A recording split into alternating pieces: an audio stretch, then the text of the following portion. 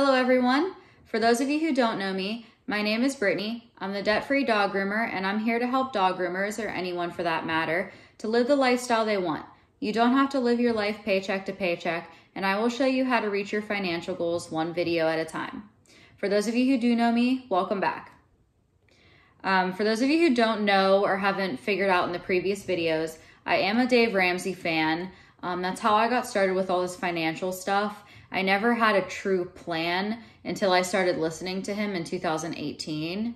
And my life definitely changed for the better, because now having an actual plan is definitely a relief. So this video is how to save for an emergency fund. What qualifies as an emergency fund, how much you need to save for one, and what things are actually considered emergencies. So the hardest part about this is really following through, but it's really a simple process.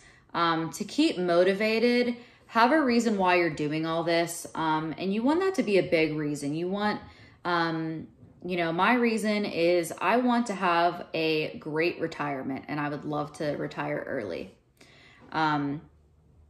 So once you save up for your emergency fund, you want to treat yourself to something good. Whether that's a vacation or something you've always wanted to buy. I am in the market for some cordless clippers, but I cannot decide which ones I want because I've heard so many mixed reviews. I'm leaning towards the Andis, I forget what they're called, the Galaxy something, I don't know. But I don't have those right now because we just did the conversion on my van and I spent a ton of money. So, but I was able to pay for everything in cash, and soon I will be getting some cordless clippers, and I'm really, really pumped about that. So how much should you save for an emergency fund? So you want a personal emergency fund, and then for those of you who do own a business, you want a business emergency fund. Now in the business, I recommend saving 6 months of your monthly expenses. Typically in a money market account, but it can be in any type of savings account.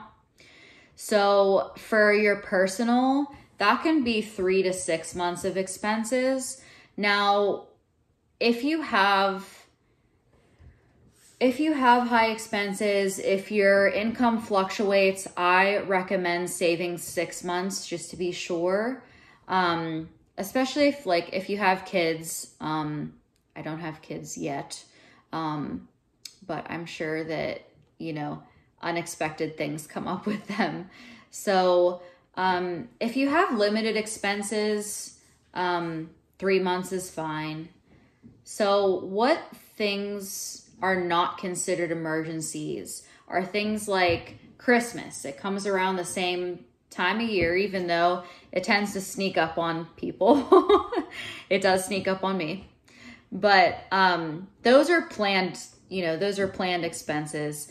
And speaking of Christmas, we should be planning now. So especially if you're doing gifts for your clients, you want to start those now because the holidays are insane usually for most groomers. Although it seems like lately November is crazier than Christmas for the last few years for some reason. But what are considered emergencies is stuff like, your hot water tank breaks, or you wreck your van, or your van breaks down, anything like that, whether it's business or personal. So, and the biggest unexpected thing that we ran into was COVID-19. And that was definitely stressful for a lot of us.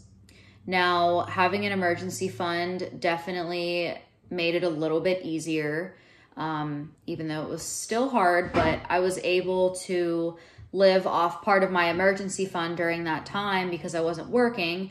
And then shortly after we were back, because we were flooded with dogs then, but I was able to build it back really fast.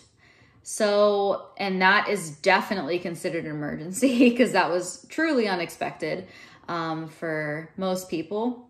So, and you know, staying debt-free is really important to me too, because during that time, you know, I was able to live off part of my emergency fund, and I didn't have a car payment to worry about.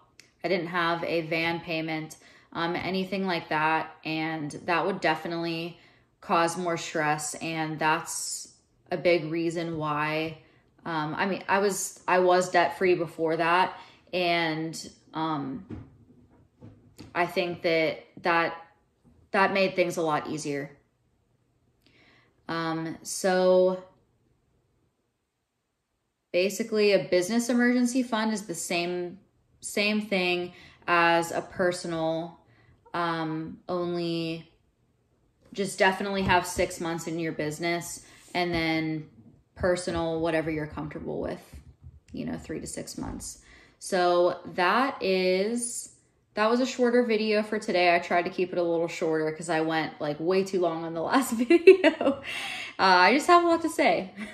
So the financial quote to end the video is, an emergency fund turns a crisis into an inconvenience.